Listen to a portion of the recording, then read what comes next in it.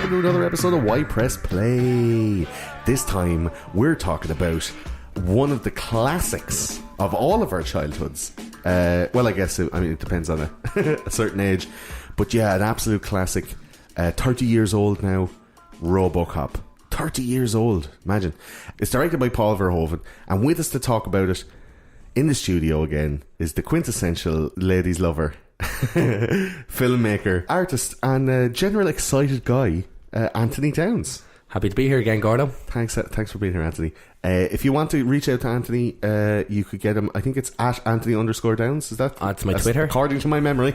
Yeah. And you also have a film production company, right? Yeah, Escapism Films. It's my own one-man show where I make my films and videos through, and that's escapismfilms.com. Cool. And that's like a cam girl kind of thing, or what is it? No, it's all my short films, short documentaries, and my commercial videos. And if you look really closely on that website, you will see Gordo in there in a short film. Up. Don't tell. Hey, yeah, I wear the shit out of a dressing gown in that one. A tuxedo t-shirt. We need to get that movie back. Spare room, short film, check it out. Yeah, a redux. Wait 30 years and do a reboot like this Robocop movie. So yeah, we're going to be talking about Robocop with Anthony. Anthony's a film nerd. I would put him in that kind of bracket. And he chose Robocop. He put his dibs on it. If you want to get in contact with the show, with Why Press Play, or me, or anybody to do with it, you can contact Anthony at Anthony_Downs. But if you want to get in touch with anyone on the show, we're on Facebook, Twitter, Instagram, Pinterest. It's all at Why Press Play, all uniformly named. And we also have a Reddit r/Why Press Play, where we'll have loads of different discussions and conversations about different movies. I'm going to be putting all these shows up, and you can tell us if we missed that, and if we were wrong about that, and if there's anything particularly interesting that we didn't say in the show that we should have included. I mean, we've loads of notes, but obviously, we're going to miss something that you find particularly fascinating about the movie, and we'd love to hear from you. There's also a Discord server where you can get together and have chats with other Why Press players and talk about computer games, talk about movies, talk about TV shows. I'm going to have, like the Game of Thrones channel and all the big hitters. So if you want to get onto the Discord server, we have the link on our website and also on the description on our Facebook and our Twitter. Discord is an app that's used for TeamSpeak, using like for games and for people trying to get away from the humdrum of having a telephone. You can have a chat room up to 100 people in it, and there's also chat channels where you talk like a chat room. It's really, really good app. The show is also made possible by the lovely people at Patreon. So it's patreon.com/whypressplay. If you want to support the show by dropping $1 or $2 into Patreon, it helps keep all this stuff running, and you be able to get some perks, like you get behind the scenes stuff, you get outtakes, you get access to show vlogs. You'll be able to comment when we do live shows in the future, and you're just you have the nice warm fuzzy feeling of helping out the show. We'll also be able to reply to you on Discord, and there's private Discord channels then for Patreon people. So you're going to be the preferred child in the family. There's always one. And we're also going to be streaming on Twitch in the very near future. So if you want to subscribe to us on Twitch, we also have a YouTube channel where we'll be putting up little clips from the movies, and we'll be taking out funny bits and doing a few skits and maybe some top 10s and this kind of stuff. Nice little video content to do with the movies, TV shows and games that we're talking about. And I'm also doing playthroughs with PlayStation 4 and Steam. So if you wanted to follow me on Twitch, you get notifications for whenever I go online. And for some of the games, you might even be able to join in, but only if you're a Patreon, obviously, because we got to keep the lights on. So you can subscribe to this show on the podcast player that you're listening to. If you've just found us by typing in Robocop for some reason, please do subscribe to the show. We put out a show every few days, and tell your friends if you like it, and leave us a review and a rating on iTunes. I know it doesn't cost a lot, or it doesn't mean much to you probably, but to us and to iTunes, it seems to matter quite a bit, and we'd like a few of them 5-star jobs going on there if you deem it worthy. So we're going to get right into it now. Robocop 1987. That's 30 motherfucking years ago, Anthony. I didn't realise how long it was in the context. That's a long time, bro. Like, for those of you joining in because you've seen Robocop and went, ooh, Robocop, you've obviously probably seen it. I don't think we're going to be telling anybody anything on this that they haven't heard before, and in the nature of the show, we're kind of wanting to leave recommendations as to what to watch. So we're going, we waste our time so you don't have to, and this is definitely not a waste of time. Not at all. But if you're, under the age of 20 and you're watching this, you've probably seen the new one from 2014. The new one is, and you've gone like, meh, Robocop. It's not the same thing. This is a different beast. I deliberately haven't watched it to anything. I mean, even like to Alien or Total Recall or any of the ones that were out near the time. This is something that was entirely different at the time. It was hyper violent, like it was maybe standing up against neoliberalism and the rampant capitalism that was taken over in a kind of a post lull in the US economy. We're getting back to this like big business and fuck the little guy and let's build condos, and it was very much pointed towards anti-industrialization and anti-capitalism and hyper violent.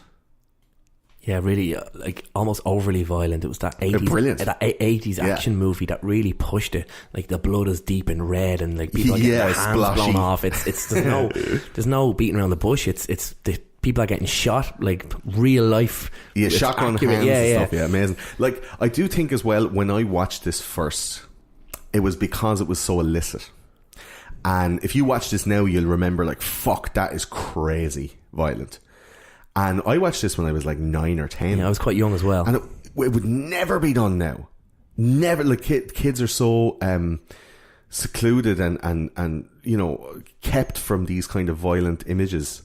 Except obviously if you're watching stuff on YouTube where they have like Spider-Man raping Elsa from Frozen on all these kids channels. I don't know if you've seen that shit. Now that you say it, I think I've come across it. It's weird. It's like fucking, and Spider-Man's like, I'm going to cover you in my webs. This is also pre-internet time where you couldn't look up beheading videos. You didn't see what blood looked like. So movies were only an example of what violence was. And this got it quite accurately. Absolutely. And this was the time when, and I remember having a copy of Robocop recorded from TV. I did the same. I had it on a VHS tape. VHS tapes recorded from TV, the original Pirates. And I had like cupboards and cupboards full of these VHS tapes that my dad would record. Just like, oh, there's a movie about a robot that's a policeman. The lads would like that. Slap in the video, put the video plus code in, set the clock, wait till it records. That's and we got a Robocop version that's like, F off, you grasshole. It was all, dubbed over and stuff. And there wasn't like so much overt language, but the imagery was still there. The awful stuff was still there. And one of the major scenes that I've only seen in recent years that has since changed my memories of my childhood. We talk about it in a little while, but it was one, the toxic waste scene. Like that was kind of cut out of it. Like the extreme bits were cut out, but yet the violence, the themes, like the thematic structure, all there. And to a young child's mind is like, fuck. Yeah, like the overall tone is there. It's really violent, and there's several scenes where like people are getting kneecaps blown off. People are getting. It's not just like riddled with bullets. Yeah, it's heavy or two lads stuff. raping the girl, and you're like, they're just annoying her, are they? Like you don't even know that. Yeah, he's got hair, down there. That scene when they're cutting off her hair, and then he goes to cut off her pubes, and I'm like, hair down there. I didn't even register with me. Like but joke, like an adult joke in The Simpsons. But this movie, just like much like Terminator and the likes, it's very much like, it's a robot. Like there was toys, there was comic books, there was whatever else. It was a robot. That's the thing. And like parents just would have seen this as, it's like almost a kids movie. It's about a robot who's a cop who's cleaned up the city. And all the stuff that came afterwards, like the second one was very much tamer as regards to language and like graphic content, even though it still had that adult theme. But there was a cartoon came out. There was a video game. Like I had a fucking Robocop action figure. Yeah, me too. And that's that's like having a fucking like all the merchandise were aimed at kids, and the movie was a solid 18s. Back when 18s meant 18s, like it was absolutely. It was the dark and yet they red still had 18 toys mark. For it. Yeah. So then it was like, just there you go. Let the TV babysit you. It's not like it's Batman. Batman has quite adult tones to it, but it's still very aimed at a younger age. Robocop was dark and bloody and violent, and to top it off, it had a really adult theme. The socio-political news bulletins of like that really reflects what was going on in the world. Nuclear threat, they had crime. the satirical ads. Yes, that were all like, poking fun at capitalism and whatever. Yeah. Big time. I think that the people who are maybe 16, 17 now that may be listening to this, you're going, yeah, I seen the new Robocop and it was shit. And I'm not watching this fucking old ass movie that's like shit fucking claymation animation. They're making the robots move and all this looks bullshit. And I'm like, give it a chance, man. Because when I was, 15 in 1998, I was like, it'd be like me looking at a movie from 1968, like Easy Rider or something like that. I'm going, I'm not watching that fucking bullshit. And then 2 years later, and I smoke a bit of hash, and I'm all like, that's one of the greatest movies ever made, man. Fucking hell. Like it changes the spectrum of how you view like movies or even how people interact, and you get that extra layer of experience that goes, I can appreciate this shit now. Like if you watch Robocop, at the time, seminal violent action movies. You had the Rambos and you had the Predators and you had all this just kind of as stuff. violent in their own way. But Robocop, I think, had that extra level of blood squibs. Yeah. The bodies getting blown apart. Hands exploding. It was almost gratuitous.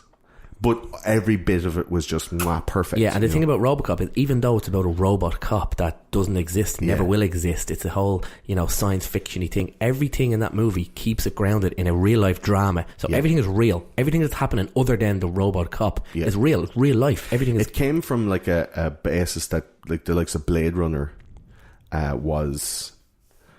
Yeah, cyborgs, and it was a very like dystopian, like far future kind of thing of flying cars and shit. Yeah, I think the difference is... This was much more...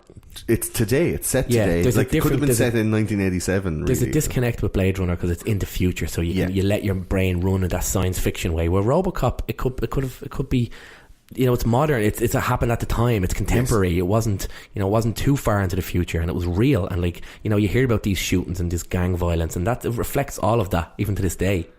Definitely, Detroit is notoriously. Detroit is one of the most violent capital cities in America, and like they chose Detroit, or they called it Old Detroit in the movie, and like they just show the crime, and the crime is horrific. The portrayal of crime in the film is horrific. Hence why they need a robot cop. The psychopathic criminals doing like crazy shit just for the laugh. Yeah. Yeah. If anyone's that 70s show fan, I love it. We'll talk about him in a second.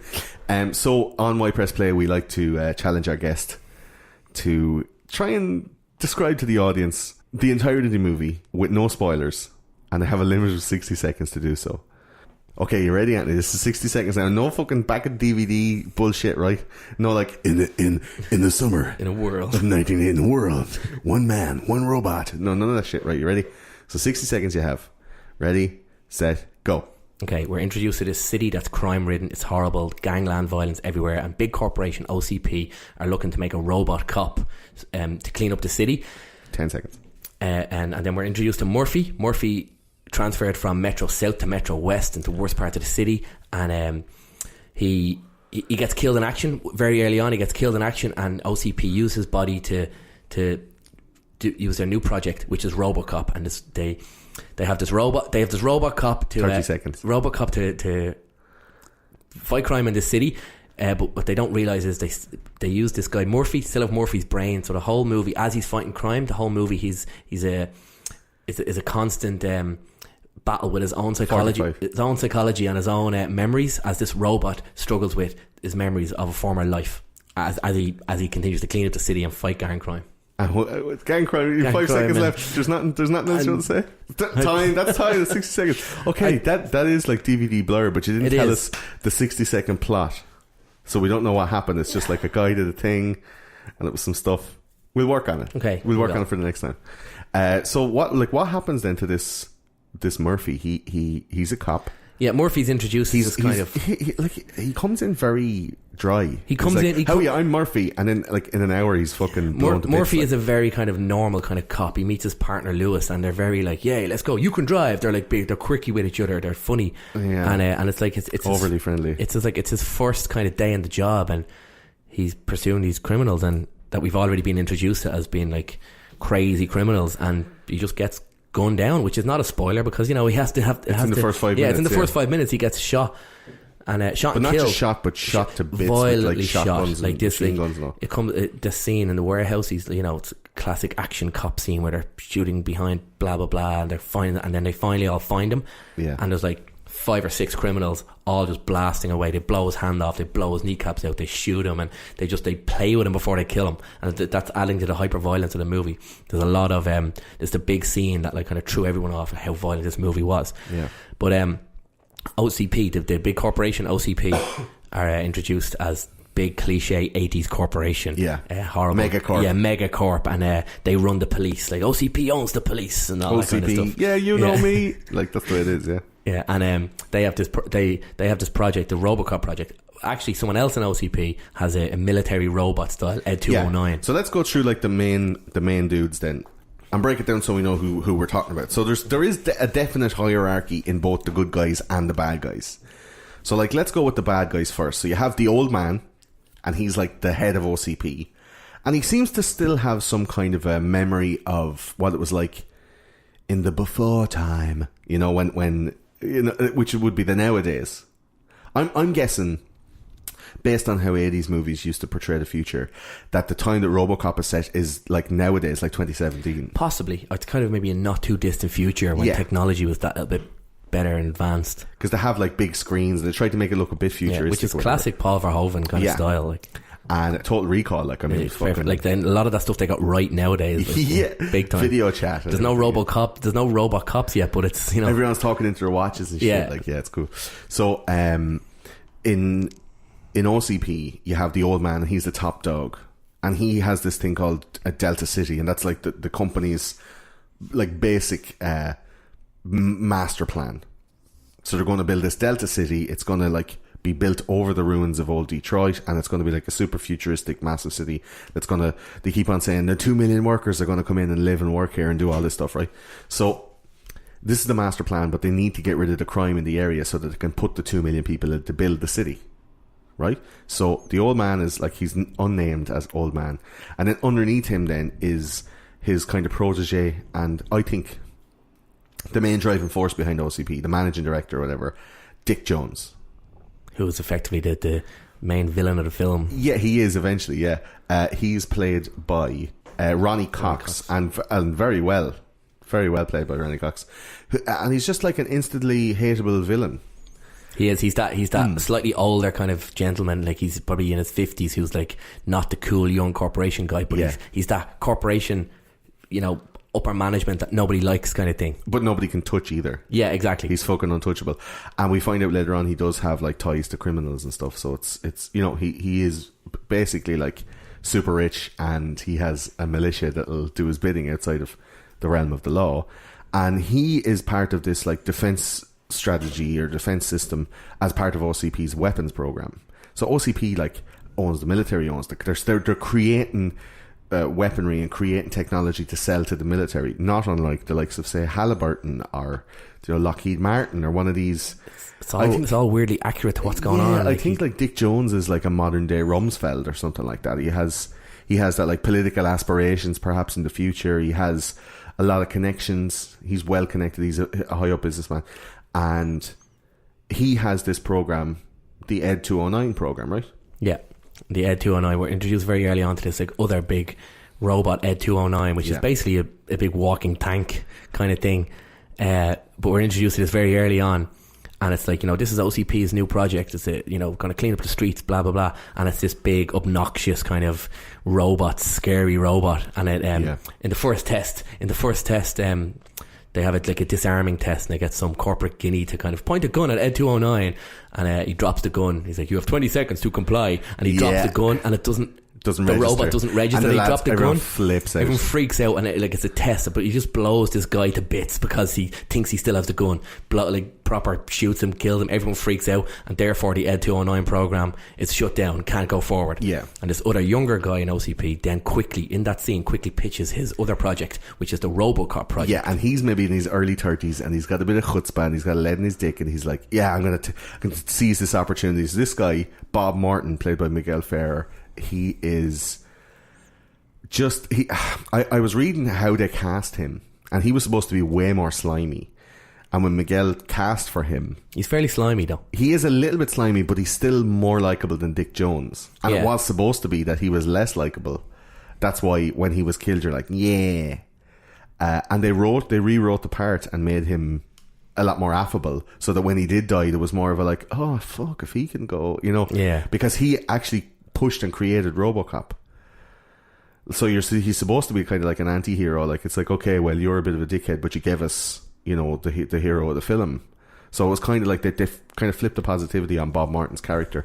But he came in and went, okay, old man, I have this other thing. Like, that's not going to work, but I do have this thing, and it's way cheaper, and it'll save us money. And the old man is like, the bottom line. Like, it's very, you know, neoliberalist and capitalist. Yeah, you know? But for Bob Martin's project, they do in fact need what he said, a volunteer. Yes. A volunteer. And then this is, you know, perfectly timed. Murphy hotshot cop Murphy just got him blown to bits. That's it. So when we get introduced to Murphy first, when he comes into the police station, he already has quite a kind of a robotic voice anyway. He's a bit like, I'm coming here from Detroit South, and you're all like, a chiseled jaw and stuff. But he has a bit of you know, humour to him, a bit of panache, a bit of you know, because he's having a bit of banter with Lewis, going, okay, I guess you'll drive then, blah blah blah, and he's like, yeah. And Lewis, I don't get. Like, to me, I'm like, I think Lewis is a great plot point later on, because she's the first one that realizes Robocop is Murphy. Yeah, I just think she's very badly cast. Like, I don't know. When she's a cop, like, do you know when they're going into the warehouse at the start, right? So the whole thing is, right, Clarence Boddicker. We go down through the bad guys. So Dick Jones is the head of OCP, and then the next bad guy is a guy called Clarence Boddicker, and he's played by good old Red foreman Kurtwood Smith. Fucking brilliant. Fantastic villain, like one of the greatest villains ever. Amazing. And he takes delight, like, in blowing Murphy up in bits. Yeah, he's the one that leads the gang to, like, kind of playing with the cop, as they're not just killing him, they're like, they're acting the bollocks with him. He's like, I don't like cops, and cops don't like me. Like, he blows his hand off. He's pointing the gun at him. He's going like down to his kneecap and just like torturing him, basically. Torturing him, yeah, it's absolutely mental. But Clarence Boddicker is like part of this gang, and the leader of this gang, I guess. Yeah, the two guys, like, so we have Murphy and Lewis, and they're in a car, and it's just like a Ford Taurus, right? It's like an 80s cop car. It's like they're driving behind this van, and the van is full of lads who just committed a bank robbery and have loads of money, and then they open the back doors and they start shooting. There's like a street shootout, right? And Kurtwood Smith is basically going like, you guys fucked up, like, the money is burned, what's happening? And they follow them into this warehouse, right? And they get out of the car, and they go, okay, let's go get the guy. And she runs like she is running to the bathroom because the shit is coming out of her arse. She has to dive for shit. Like, big loose arse, and like a kind of a gambly run. And she's holding the gun like she would hold a fucking clutch handbag. They do the classic, the classic cops splitting up. But I think maybe the whole idea is, you know, Lewis is not supposed to be much of a cop after all. Fucking shit as a cop. Like, I don't, you know, there's a video online, it's like, you throw like a girl. Do you ever see that video? I don't think so. Where you like go, and it's like, why does it have to be real weak? Do you know, why is like a girl supposed to be diminutive? But this bitch fucking, she's a cop like a girl. She's shit at running. Like, she shoots and she's like this, right? One of the main things, she gets knocked over really easy. Yeah, kind of knocked over really easy. She's not strong. Like, it's a bullshit character, right? And like, she comes in and she puts the gun in. There's this black guy called Joe, and he's like, he's the dude with the beret, and he's like real cool, like Black Panther looking guy. And she comes up behind him and she's like, and he looks around, and she has the gun on him. I said, okay, turn around. He goes, do you mind if I zip myself up? And his dick's hanging out of his pants. Because he's taking a leak. Yeah, taking a piss. And then, like, they stare at each other, and then she looks down at his dick. So it's like, the woman, you know, I have to have a look at the dick. And the minute she looks down, he fucking pushes her off a wall super easy. You're like, Lewis, you're nothing, man. I know. I still, like, the Lewis character is very important, because we needed to establish early that Murphy had a partner that he was just getting to know. Yeah, but also it's very, like, weak women portrayal in 80s movies. It is the classic kind of, there was not many strong female characters, which is a shame, because she could have been awesome. She kind of helped Robocop along as it goes on. We'll do an alternative casting later on, and I have a perfect person to play Lewis that'll fucking kick the shit out of motherfuckers. But the whole thing is that, like, Murphy comes in and he's a bit goofy and he's a bit like, you know, robotic already. And but you get the impression that he's a badass cop. You get that, don't you? I don't really know. No, is that? I don't feel it. I feel he turns badass when he becomes Robocop because he's filled with vengeance. He's like, fuck you guys. But at the time, he's like just a normal dude.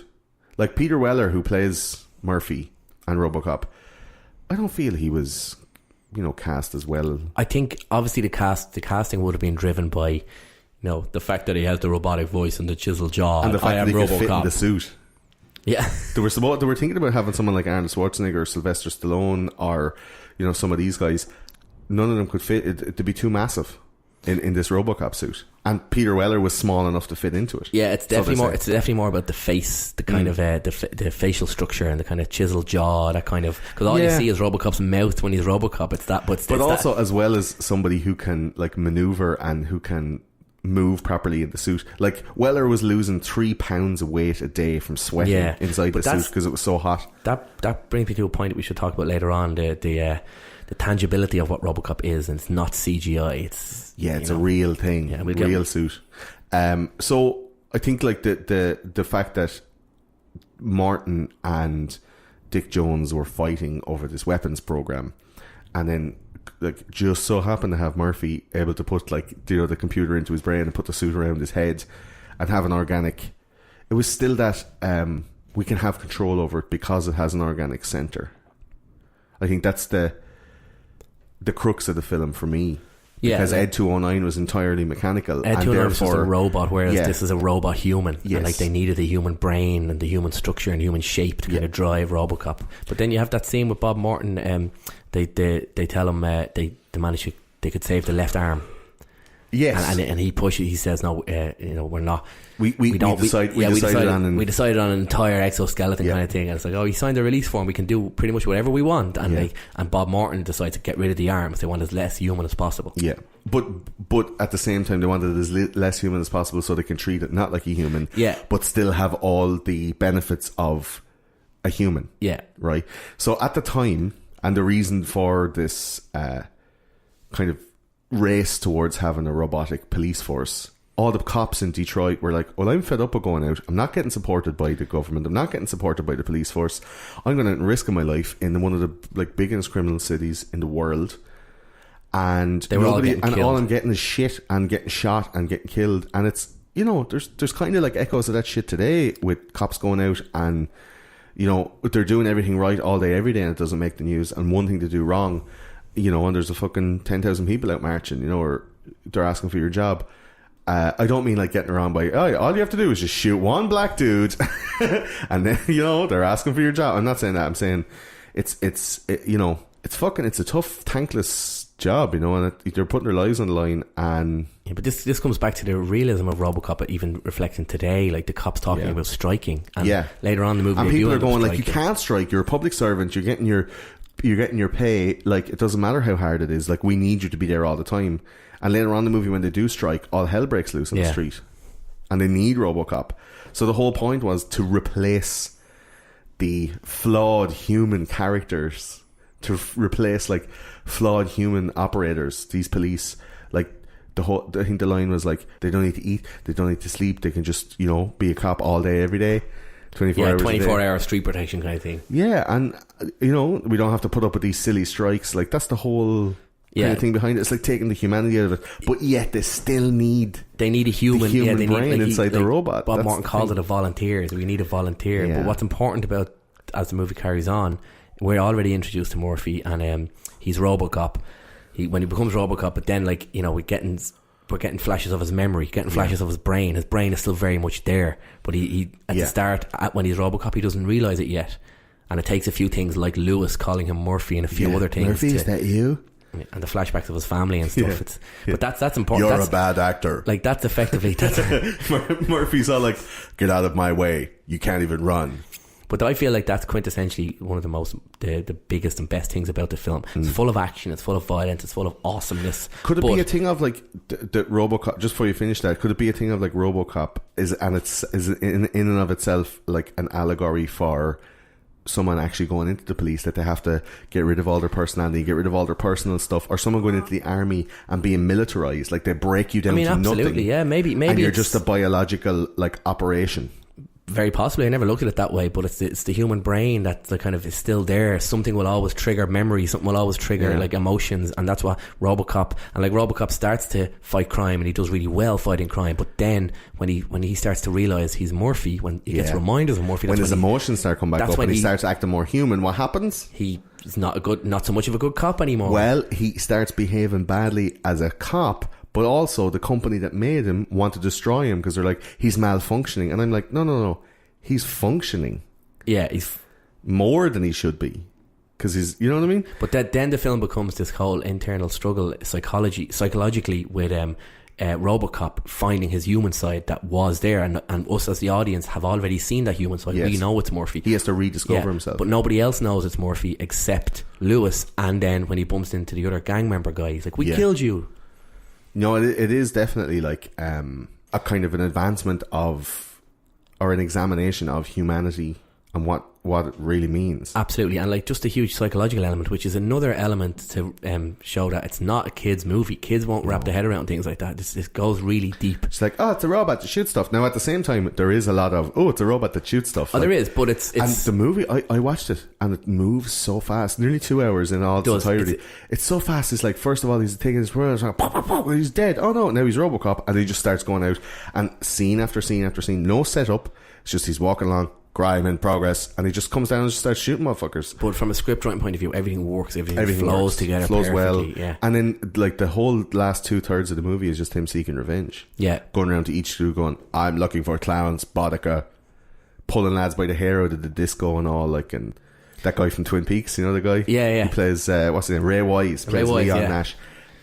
Pulling him out of the disco by his hair and all. Yeah, and that was really done actually in real life. They pulled him by the hair, and that's a real scream that he makes. But this guy goes to like kick Robocop in the nuts and stuff. The clank, like bunk. Did you know that Paul Verhoeven is actually the guy behind him in the beige jumper dancing like a crazy person? I didn't actually know. He's in that scene going like, I love a good director cameo, but I didn't realize Carlton dance behind. I didn't realize that. No. Yeah, it's deadly. Like there is an absolute allegory for, or like a commentary, like a satire on how people are treated when they go into a service, where you have to just break down, be not a person, and you're doing this thing, and you have to be super calm, and no matter what, you follow your directives. So Robocop had the directives, right? OCP put this programming into him. Yeah, the primary directives are, save the public trust, protect the innocent, and uphold the law. And they're just like the generic kind of cop, what you'd imagine a Robocop to have. Yeah. But as that scene progresses, you see Robocop's point of view, and the text appears like what he can see, and it's Directive 4 classified. So the audience introduces something that there's a Directive 4. Almost. It's a huge plot point that you don't know what Directive 4 is yet, and that becomes really hugely important down the line and later on in the film. Well, it happens when he goes to arrest Dick Jones towards the end, and Dick Jones is an OCP executive. He realizes Dick Jones is obeyed a criminal, and he basically is a murderer, and Robocop goes to arrest him, and Dick Jones knows what Directive 4 is, and Robocop goes to starts shutting down, and Dick Jones tells Robocop that Directive 4 is his contribution to Robocop's programming. Yeah, where you can't arrest somebody. You can't arrest an OCP officer. Which then, like, if OCP is the Halliburton in this allegory, it means they're beyond the law. They're beyond government. They're beyond the law. They're beyond. Yeah, there's several references to the fact that they own the police. Yeah, that's it. Like they're above the law. And the way Bob Morton's character talks to the chief of police, like there's a hierarchy there. Yeah, absolutely. Yeah, there's loads and loads of stuff in this. Like the way it goes from Murphy getting shot and killed, then getting turned into Robocop, and straight away he's out to work. Immediately he's out to work, and then he comes home and he's sitting in the chair in his thing, and he has like a nightmare memory, and he gets up and he comes out again, and people are like, I don't know what's wrong with him. He had a dream. He had a fucking dream. But before that, one of my favourite parts of it is the quick time hop, the introduction of how, like, Murphy's killed, we know the Robocop program, and then all of a sudden we see the development of him through his eyes, and so really quickly, it happens in like 5 minutes, and it's all the operators looking at him, and he kind of gets more first person view, gets more kind of comes to life kind of thing, and then it's that scene when he walks through the station, when he walks watch Station for the first time, it's just really cleverly shot. It's point of view that leads into like subtle shots, and then you see there's a camera in the room. He walks past it, and you just see him on the TV. Yeah, and it's very clever. And which brings me to the point I was talking about earlier. You don't get a full view of him until nearly halfway through the film. Which is classic good filmmaking techniques, but it's also the sound effects and when you do see the suit, and the heavy feet. It's the weight, it's the tangibility, it's not dodgy CG, it's not questionable kind of effects. It's all real. It's all real, and you watching that movie, you can feel like you can touch it, and that's what adds to the realism. Well, the special effects supervisor Rob Botton, he was like adamant that all this stuff had to be real, and there was 8 different versions of the suit. And the main one that he wore the whole time, that was like the full version without any of the bullet holes and all the bits, that was worth over $500,000. I did hear that before. Yeah, it's crazy. Crazy, right? So there was some like to and fro between Verhoeven and Botton, where Verhoeven's like making these artistic choices as to how Robocop was to look and all this stuff. Like, one thing as a child I remembered, I was like, if he still has like a biological chin and mouth and all that stuff, and they're shooting loads at him, what happens like if he gets shot in the chin? Yeah, like no one shoots him in the face. How can he never get shot in the face? Like, they're shooting him with shotguns and shit, and not even one thing breaks the skin. I think something like that does happen in Robocop 2. Someone shoots him right in the eyes. Yeah, maybe. But we're not talking about Robocop 2 today. Not today. But I just think like it's one of those holes that you're going, do you know? So yeah, they had a fight then over when Robocop is transitioning into back to like more of a Murphy state before the final battle and all that stuff. He's after getting shot to shit. The police have turned on him. OCP have turned on him. The criminals are turned on him. Like, everyone's against Robocop, and he's like, okay, I'm gonna have to fucking sort this shit out. Yeah, it's like once the police have orders to destroy him after he kind of malfunctions, that's when he's out on his own. And basically. the malfunction being he got emotions. Yeah. You know? But that's when Lewis kind of chooses to help him, because she wades in then, and I liken that scene when he has his own drill. She goes to the office, she gets the drill, and he's like, and he drills the helmet, he takes the helmet off. I liken that to the scene at very similar to in Total Recall when Arnold Schwarzenegger is pulling the tracker out of his nose. It's almost like the same kind of steel mill. Let's go hide in this thing. This is where we hide when we're getting ready for a battle. This is a place like a Rocky training montage, like up in the mountains or something. It's that moment before a big kind of climactic showdown kind of thing. And Rob Botton and Paul Verhoeven were falling out over this scene because Rob wanted it, the special effects supervisor wanted it done like in the dark when he takes off the helmet, and Paul Verhoeven's like, no, I want it fully lit. And because obviously like it'll be a harder job for Botton to have all the makeup done, it's like, if we show it, it's going to look like really shit because they'll be able to see all the bits and the plasticine and the all the stuff. He's like, I want it to be fully lit because I want him to see that he's a robot with a human face. And they fell out over it. And Botton said it's a tasteless scene. Like, it's not going to play well. It's not going to look good. And then when the movie was shown, and it was like very highly regarded, like, wow, that was amazing. The two boys made up, and they didn't speak for the whole of the production after that was decided. They were fucked off at each other until it was shown in the cinema, and people went, brilliant. And then they made up and went, yeah, you were right, man. No, you were right, man.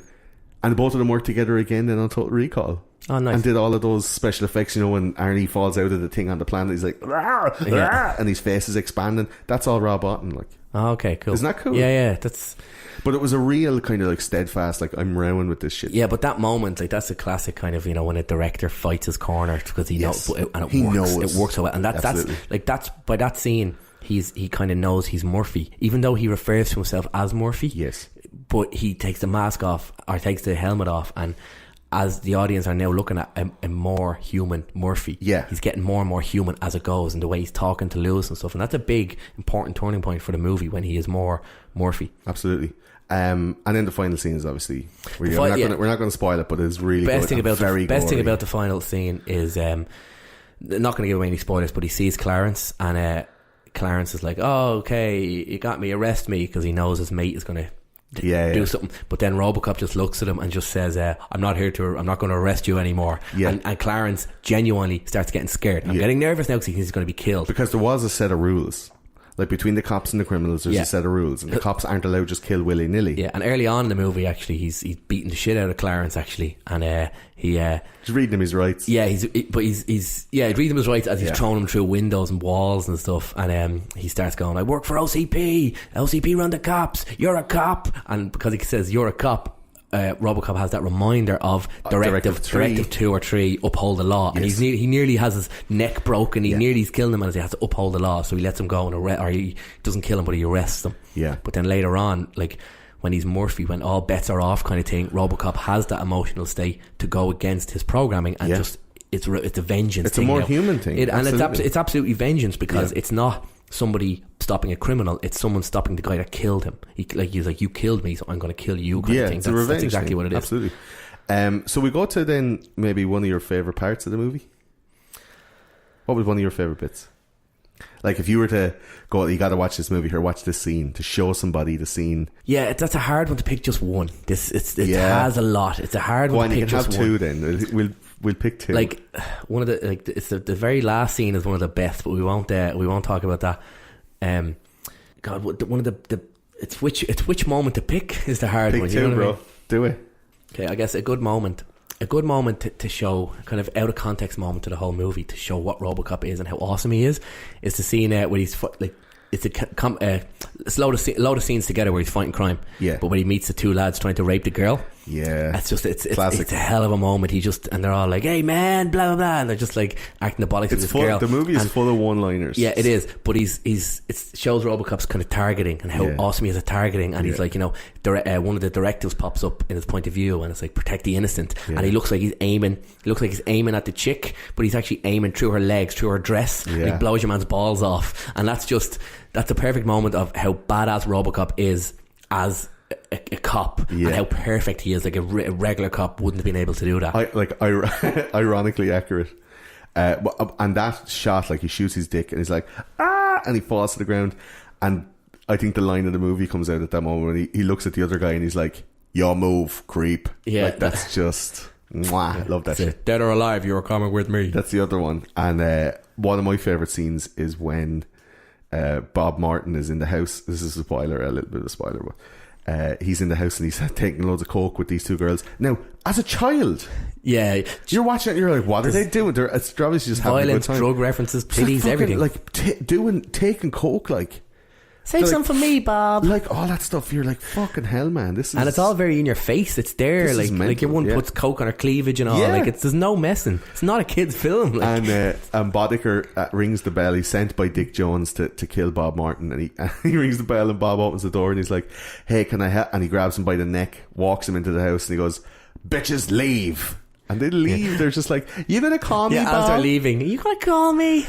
I'm real sorry, Bob. All the girls in this movie, all the women in this movie seem to be really downplayed and shit and not powerful. Yeah, it is. Unfortunately, it is a very classic 80s kind of objectify women kind of thing. Yeah. Like, I personally think there's more to Lewis than that. I think Lewis being a female is important because she does carry Robocop along. She carries carries Murphy along. She's the emotional anchor. Yeah, but I think it's good that she's because she's a woman that she plays the emotional anchor then, and you're like, I mean, she's not objectified. She is the kind of tomboyish kind of cop. Yeah, but she can't run or hold a gun or climb a ladder or drive a car, or she can't do any of that, which is a bit like, I don't know. It just doesn't. Her character is like, she's nothing to me.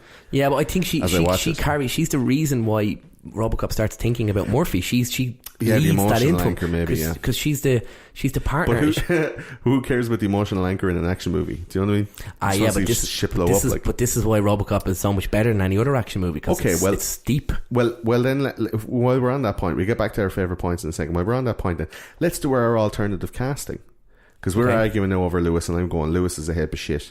Played by Nancy Allen. Don't like it. Haven't seen anything else she was in ever. I just don't think she's a good actress. I don't think she's good at this part.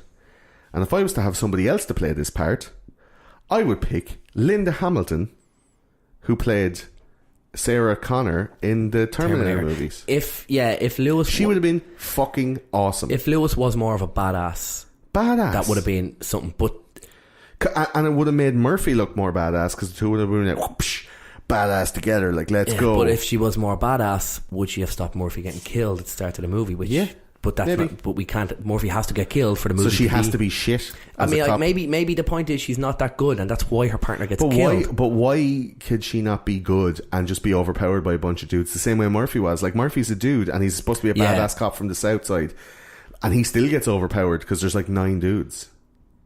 Do you know? Yeah. True. Why can't she still like look at a guy's dick and then get a box in the head and get knocked out, and then wake up and go, "Oh no, Murphy, you're in bits." Yeah, in that era, I think actually, all Linda of the whole Hamilton thing would've altogether, worked. like Nancy Allen minding Murphy as he's taking his helmet off, and she's all like, "Are you okay?" Rather than Linda Hamilton minding the Terminator in Terminator 2 and helping him put all his shit back together and going like, "You alright? Like, Yeah. you okay yet? But yeah, Terminator 2. Come on, get your fucking shit together. I'm living a hard life too." Like, it's that kind Terminator 2 is really where, you know, Sarah Connor, like Linda Hamilton is the badass of all badasses. And that's like. only 2 years later. Like, Yeah, it's the same kind. Like, I mean, 5 years later. Sorry. Yeah, but Terminator, Robocop, they're all the first Terminator. They're all the same kind of era. That's why, like, they're all that kind of 80s action robot-y kind of stuff. But the difference between how Linda Hamilton's character was in Terminator 1, which was the same time as Robocop, and then 5 years later in the early 90s when it was like, okay, it's strong women time. Yeah, true. Well, there was no fucking flipped the script, man. Nancy Allen. Nancy Allen didn't get any nothing. You know, she didn't get anything in the sequel or anything. Too soft, Nancy. I think in Terminator 2, Linda Hamilton would have just been mwah for Lewis. This is one I'm going to do a double now. This is my alternative casting and my description of one of my favourite parts in the film. This is cut out of the version that we filmed off the TV when we were young. It's the bit where Robocop is fighting all the guys in the steel mill near the end, and Emil is driving the truck, and Robocop does this little shimmy, like fastest he's ever moved in the whole film, jumps out of the way, and the truck drives into a big vat of toxic waste. It says on the front. It just says toxic like hazardous waste. Toxic waste, a hazard symbol, like. And a big splash happens, and Emil, who looks like he has a receding hairline, and he's had a couple of run-ins with Murphy at this point, so he's the first guy that Murphy finds, and he says, "Dead or alive, you're coming with me." And then at a petrol station they have another run-in, and Emil tries to set the whole thing on fire, and Murphy shoots his motorcycle and ends up getting him in jail. And now it's like the final showdown, and Murphy jumps out of the way, crashes into toxic waste, and he comes out the back of the truck covered in toxic waste, and he's all melted, literally melting. Everything is can't even walk straight, and he makes this really weird, like, it's the noise and it's awful. Skin literally melting off his skeleton, and it looks amazing. It does adds to that hyper violence. I mean, like, you know, it's this no time, CGI, like, it's all. But this time it's not someone getting, you know, blown away with blood squibs or whatever. It's just it's whole body melting, and it's a big climactic part, and it's when he walks out and gets hit by the car and stuff. It's the noises he's making. It's very full on. Like, it's a scene that. But him getting hit by the car with Clarence Boddicker driving it causes Boddicker to crash, which then sets the final scene in motion. And when I was young and that bit was cut out, I always wondered, like, why wasn't he just watching the road? How did he crash? Because that whole, like, splash when he hits the windshield and splashes and bits and all, like, that doesn't. It doesn't make sense unless you see the face melting guy walking out. Yeah, but it's a bit too much though to have on TV or whatever. I read online that in order to get that stuff to splash on the windscreen as Boddicker drives through Emil's body, the crew saved up all the leftovers from the food truck. Oh, nice. So they were throwing, like, all the old cups of coffee and bits of sandwiches and all that stuff. It's just one little shot from inside the car, and they had it as a bag. It was a big bag of stuff, and they just dropped it on the windscreen. It was rotten. Nice. It was like vomitous stuff. It was awful. So Emil, I think, could have been played by Flea, because Flea was acting at that time. He was in Red Hot Chili Peppers. Flea, yeah, it's in the Back to the Future movie. So he looks very same as him. It could have been him. Could have, yeah, right. Or a brilliant, much more dramatic Emil could have been played by John Malkovich. Imagine how evil that guy would be. Yeah, I think Emil would have to be a bigger character for someone like that. I think that because John Malkovich has this presence. Yeah. Like, John Malkovich could have played Clarence, maybe, if you want to look at it that way as well. Like, I think Red Foreman. Kurtwood Smith. Kurtwood Smith, yeah, I think it's perfect for that role. But if you really want to bring someone like John Malkovich into it, he could play the leader of the gang. Apparently Kurtwood Smith got the role because he auditioned with those round glasses on, and Verhoeven liked him. He went, yeah, he looks like He looks like he's an intelligent guy, and we need someone who's not like uber strong, but someone who's really, really smart. You're like, yeah, it has that weird. Really glad I wore these glasses to this audition. Almost has that weird kind of like the voice, it's high pitched kind of. I work for OCP. Yeah, like almost sleazy. It's horribly sleazy. Yeah. Who do you think then who else could have played Murphy? It's just the hard one, like, because they had Arnold Schwarzenegger. Yeah, you think of the obvious ones, like Arnold Schwarzenegger. If Arnold Schwarzenegger was physically smaller, he would have worked with the chisel jaw and stuff. I mean, forgetting about like, you know, Judge Dredd, Stallone could have absolutely played it. Stallone could have played him. You know, it's the same kind of setup as Judge Dredd with the helmet. But he's a lot smaller than Schwarzenegger as well. Like. Yeah, exactly. Like, they're big, buff guys, but Schwarzenegger was a different kind of beast. But Weller was chosen because of his slight frame. Yeah, that's what I mean. So maybe at the time, because whatever Rockies were coming out, Stallone was that too big. Yeah. But if you think about Stallone and how awesome he is, if we're only seeing one part of Robocop, the whole movie, we see Stallone's lip. I am the law. Dead or alive, you're coming with me. It wouldn't work. Yeah, I think that. But I think Weller was chosen because he was so small and because he had practiced all of these like miming like robot moves and stuff like that. But the way they shot the movie, and as I read online, most of the time he wasn't wearing the full suit because he couldn't maneuver in it. Do you know? Yeah, of course. Getting in and out of a car, he only wore the top half in the car, and he sat in the car in his underpants. Yeah, I have heard that before. Yeah, just the top half. So every time you see him getting out of the car, all you see is like he's standing up, and he has like one foot like up in the air, and then they go action, and he just puts the foot down. You know, like those movies where the sexy lady gets out of the limousine. Yeah, it's always and you see a foot. The foot comes out and then it pans up or whatever. So, like, he's already standing up next to the car, and all you see is the foot coming out. That's to give the illusion of him stepping out of the car or whatever. Oh, yeah, but they're all like... But, like, in the disco scene, when he's walking around the disco and he's going up and down stairs, he can't be looking. He's looking around like this, but there's loads of, like, different floor levels. And apparently he was walking around just in his jocks, and they were just filming it from the top half up. And he said, Peter Weller said that was his scariest part of the filming, because he had to walk like down a step, up a step, down a step across the thing, and he couldn't look down for that whole scene. Oh yeah, because anytime Robocop turns, he can't turn his head; he has to turn his whole body. Like Dr. Emmett Brown from Back to the Future. Yeah, Marty. Yeah, he has to turn the whole thing. Also, like in some of the Batman films, you know, Batman has the big thing. Yeah, the cowl. That's why there's a plot point in The Dark Knight, I think, that like he talks about needing to be able to turn his neck. Yes, you know what I mean. So that kind of thing. But Batman always had to turn his shoulders. Robocop has an exaggerated version of that. Even at the end when he's fighting Ed 209, and he kind of blows him up, but Ed 209's legs appear, and you think he's standing there. Yeah. Robocop's walking away and does a big turn, a big exaggerated turn, checks and then walks in. But I think that. Just talking about like 80s action movies and modern day action movies and CGI and stuff, and like the likes of the superheroes, like Iron Man, for example. Iron Man flies around the place, bounces around the place. It's all very, it defies physics. Fluid movement, whereas Robocop, it's all very, it's hard, it's strong, it's heavy.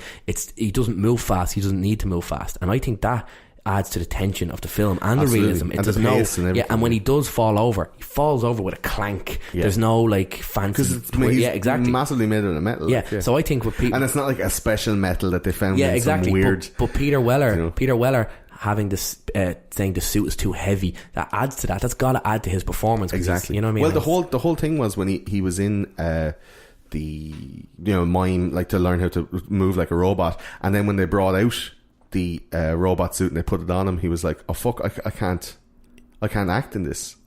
He had a coach, Moni Yakim is the name of the coach that he had, that was teaching him how to do all this stuff, and like a few days only before shooting, he was given the production suit, and he's like, oh fuck, I can't do any of the moves that I've practiced. And they had to then, like, for 72 hours straight, like, practice moving in the suit to get that robotic kind of movement. And it was a real panic moment, like, because they didn't know if it could be done or would it look shit. Yeah. And some people are like, oh, it's a little bit shit. Like, it does look a little bit shit, but it's the only one of its kind, and it's not copying nothing else, and nothing else copies it. So yeah, see, that's Robocop. Being the 80s, there's two dodgy CGI parts in this movie, and neither of them are Robocop. Robocop is not CGI. I don't think it's CGI. It's claymation. Yeah, sorry, animation. Whatever. That kind of special effects with the Ed 209. The Ed 209 looks a bit rough superimposed, like the claymation superimposed or whatever kind of thing. But then when you see Robocop, you see how tangible and real it is. The metal is metal, absolutely. It's hard, it's shiny, and that's the difference between like movies today and like when you like the superhero movies, there's no skin and they're jumping around defying physics and stuff.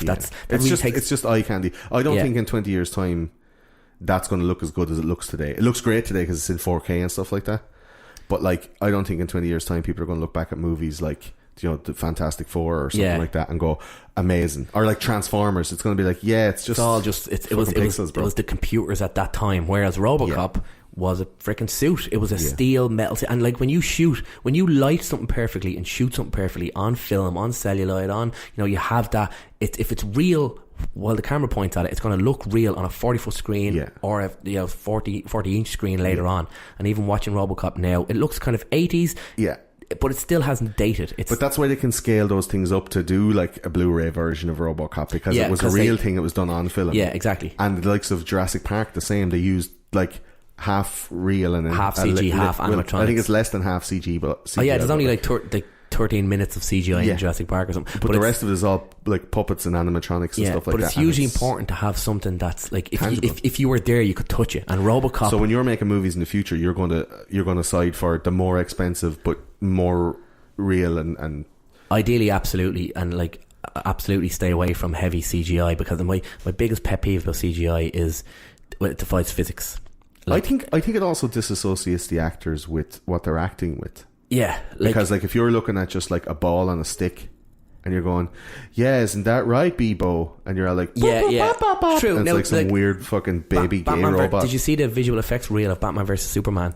It just shows that hardly any of that movie is real. Now it's just extremely I haven't watched Batman vs Superman. Extremely impressive VFX reel. I feel too good about myself lately to watch that. But like if you have top high level CGI guys that are doing amazing jobs and you don't see it, it's perfect. But like when Batman jumps around and it looks like he's not heavy.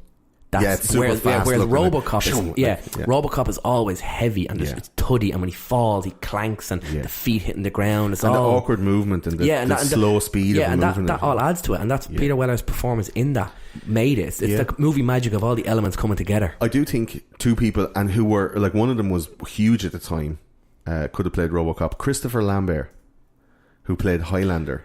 Yes, actually, he has that kind of. Totally could have been. He's not big. Dead or alive, you're coming with me. Like he could have been that jaded cop, who's like, I'm coming in, and he's skinny, small. He's got that same. And he has that kind of the lower half of his face would definitely work. Absolutely, and a modern day Murphy tribute, who has, I think, one of the most distinctive jawlines of all time, Viggo Mortensen, who plays Aragorn in the Lord of the Rings movies. Like if you're looking for a distinctive chin to get into the Robocop suit, he's your man. And he's not huge either. He would have worked. He would have. Absolutely. Or Aaron Eckhart, who played Two-Face in the Batman movie. The same kind of same kind of face, but also frame and facial structure and body type. He's probably taller, but he's not. They're not like Arnie Schwarzenegger kind of guys. They're also they're acting chops as well to be able to go. Of course, that's the thing. Viggo Mortensen would have been a fucking badass. Actually, come to think of it now, Viggo Mortensen could potentially nail it. But there is something about Peter Weller. I think it's hard to think of anyone else doing it. But he wasn't in fuck all. But he's not. Yeah, he's not super famous. He's only famous for Robocop, and it kind of works. And he has this weird kind of pout. It's the kind of it's the bottom half that happened a lot in the 80s. It did. But I think that's why you look at movies and go, it only nail on the head because the perfect casting, almost a fluke. They get this director, they get this actor, and it works. Yeah. So for an alternative casting for Dick Jones, like I had a good long think about it. So you need that someone who has that like quintessential evil, that like that evil streak inside, but also the kind of the funniness of like, that's it, Bob, I'm cashing you out. This kind of thing. And I think Christoph Waltz, who plays the Nazi in the Inglourious Bastards, would be just... That would have worked, like, that kind of jovial evil. That would be really good. Yeah, like the kind of the evil but like funny kind of... Or Martin Wallstrom. I don't know if you watch Mr. Robot. So Martin Wallstrom would be a really good young Dick Jones. So Martin Wallstrom plays the Swedish CEO of Evil Corp in Mr. Robot. I haven't watched Mr. Robot. Right, Mr. Robot is a must watch, man. Yeah, so I hear. I haven't got around to it yet. He'd be a perfect young Dick Jones. I mean, Dick Jones doesn't have to be either mid-50s or whatever. It does add to it because because he's Bob at that Martin he's at that point. He has to be older than maybe Bob Martin, but not older as the old guy, the main OCP guy. Well, who would play Bob Martin in? I have this is a weird one, but I think it'd be really good because he's a great actor and he could play it and still be like, it wouldn't be as nice, like I said earlier on, that Miguel Ferrer auditioned for it and they wrote the character to be nicer after they found him for the part. But I think Alan Rickman would have been really good.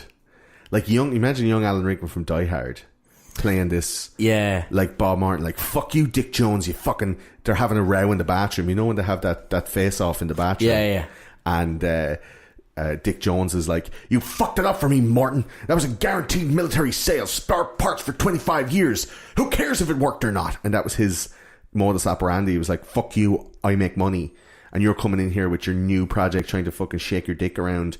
Like, I could see Alan Rickman like retaliating to that the way Miguel Ferrer did, and just went like, fuck you, Dick Jones, you're old news, you're the fucking old guy around here, you're at the pasture. And you could see like Dick Jones going, you're done, son. And he planned his murder again, obviously, like after that incident. But I could see Alan Rickman being like the Bob Martin against like somebody older, like maybe a Michael Caine or something, to be like the Dick Jones. Like, you brought in your robot and you shot for ruining my robot. Yeah, I think not having it. For characters like that, though, there's a lot to be said about not having someone who is hugely charismatic. You have to find a kind of the right level. I don't know. I think people aim too low for that kind of stuff. What's wrong with having like a load of amazing actors in the movie? Yeah, true. Would it detract from the main guy? Maybe. Like Peter Weller, definitely not a leading man. If you had someone like Alan Rickman in, he'd steal the show because, you know. But like at the same time, I think Rickman would be for that character, and that because Bob Martin is like nice in this movie, and I don't think he's not, though. He That's the thing. Yeah, I think he should have been a bit more of a cunt, and it would have like just been a little bit more. Possibly, you know? Alan Rickman would have kind of just polished that part off perfectly. Yeah, maybe. And then obviously this is like Kurtwood Smith couldn't have been more perfectly cast as Clarence Bodicker. But if you could recast it, who would you do it as? Would you have one? Another evil guy? You could. I mean, you could do a kind of a less mafioso Joe Pesci kind of, the small like Clarence, meek but powerful. Yeah, like small kind of, but like it has a presence. It's a violent presence. The kind of Joe Pesci kind of character could work. There's some kind of an underlying stroke of like awful evilness. Like don't mess with this guy kind of thing. Yeah, which is the kind of the mafia kind of vibe. Yeah. In with the likes of Joe Pesci and stuff, but he could have worked. That would have given it a different tone, but it would have worked with the Murphy killing scene and stuff. Joe Pesci could have driven that kind of the same way. I'm gonna fucking blow your fucking hand off. I think the only man who could stand up to Kurtwood Smith's portrayal of Clarence Bodicker would have been Gary Oldman. Yes. So can you imagine like just Gary the Oldman. insanity of him just going like, Murphy, when Gary Oldman plays I a don't villain, like cops. When he plays a villain, he plays cops good. are like me. Like that whole fucking, like everyone from Leon when he does that. Like that's just fucking make your heart like jump out of your chest, you know. So if he was doing that to those guys, when he plays a villain good. He would have actually rocked that. Yeah, really, really good.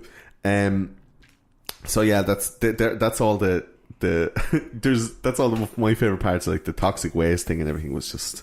I'm raging I could see that as a kid because I would have loved it. Yeah, loved it. It was cut out. There is a couple of faux pas. There's a couple of like animation goofs, and you know the whole the trope of Ed 209 falling down the stairs and not being able to get back up and is making loads of noises. Did you know those noises were actually pigs? I didn't know what they were, but listening to it, you instantly place them as animal noises because at the start when you see Ed 209, it's like probably a lion or a tiger. It was actually and then it's like, it was actually a jaguar. Was it? Yeah, that kind of thing. Like, you have 20 seconds to comply, and it goes. That's a jaguar's roar. And when it falls on the stairs on its back, it's a pig. Yeah, I would have guessed that. It's not. They're not trying to hide it so much. They're using the animal noises. Yeah, and I think the animalistic theme was that Robocop was human, and this thing was a mindless creature. Oh yeah, absolutely. And like it can't even walk downstairs kind of thing. So clearly it's a poorly designed prototype. Yeah. And like, and what do you have to do to get away from Ed 209 if you're a criminal? Find some stairs. walk down some stairs. Yeah. So there's another part that you can find online. There's a video online that I think I'm going to maybe do it, not a remake, but like a reassessment of it, where Robocop is said to be some kind of messianic character, like a Jesus, where he has a crucifixion where Clarence Boddicker shoots his hands off, and he has the whole like getting riddled, and then finally then he gets a shot in the head, which is like a crown of thorns or whatever. He dies, he's resurrected, and then he goes out and does his miracles, right? And eventually then he like walks on water, like in one of the final scenes he's walking across he actually just a puddle. It actually looks like he's walking on water. And then he has the whole like, put a spear in my side, like Boddicker puts the thing into his side, a big metal pole or whatever. So there's loads of like Jesus imagery. Yeah, I never looked at it that way, but now that you point all them out, it kind of it fits. There's a lot of stuff there. And then there's also a brilliant kind of goofs and gaffs video online that I saw of all the shit things and all the like cool little touches, you know, when at the end when Ed 209 is blown up by the awesome Cobra assault rifle. Yeah. So Dick Jones gets these amazing like military grade guns for Boddicker's gang to destroy Robocop, and Robocop uses one on the Ed 209 and blows it up, and the twitch of the toes of the Ed 209, because all that's left is its legs. Yeah, you know, those little things, like that's just the real nice touches, you know.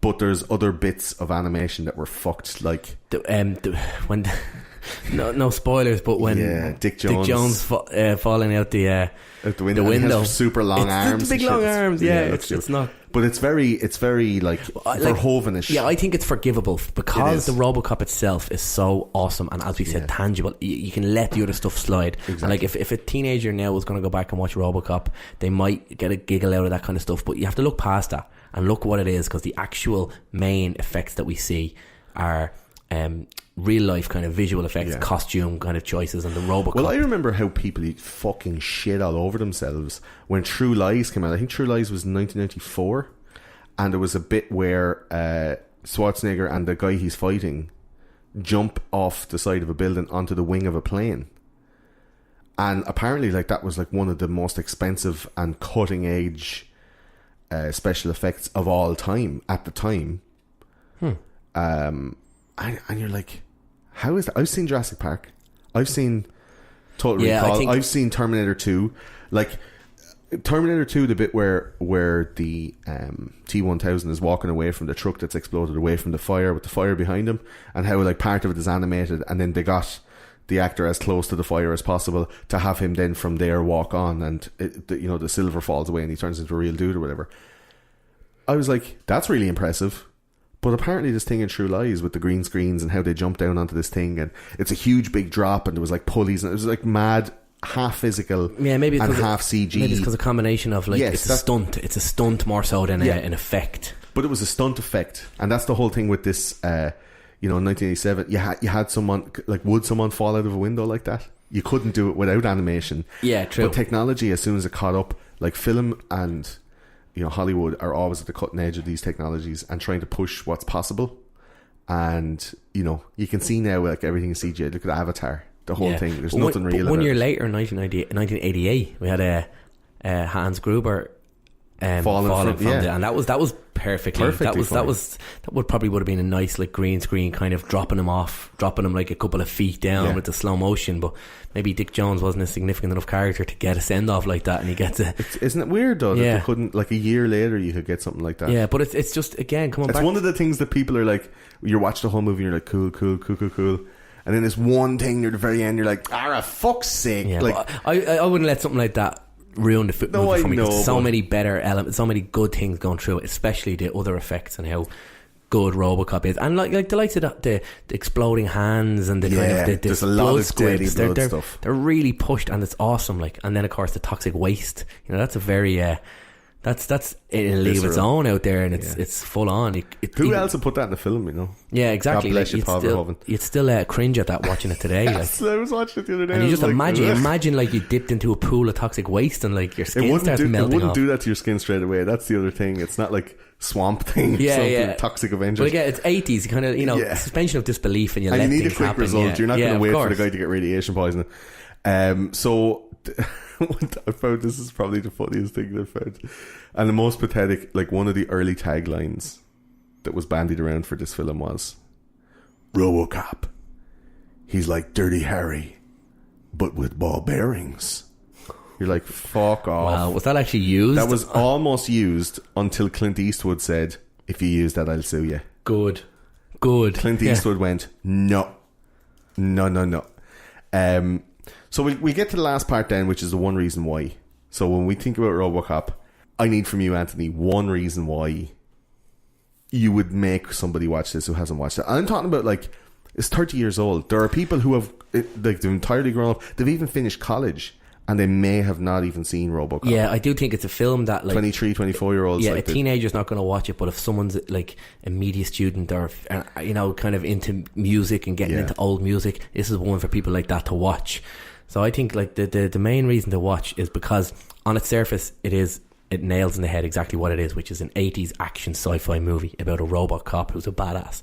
That's perfect. And on top of that, then you have the amazing psychological element of Murphy trying to discover himself and discover his memories as a newly formed robot, and his humanity. Yeah, exactly. And then you have the overarching the city, Detroit, is such a mess of a city, and the way we're introduced to that is through the news bulletins and the socio-political, the commentary on how horrible this city is and why it needs to be cleaned up. All those elements together are the reason why you should watch this movie, because overall, even though it's got some, you know, questionable CGI in a few parts, for the most part the effects are really good. So all those elements together is why you should go back and watch this movie, because it's not just a throwaway 80s action movie. There's so much more to it than that. Nice one.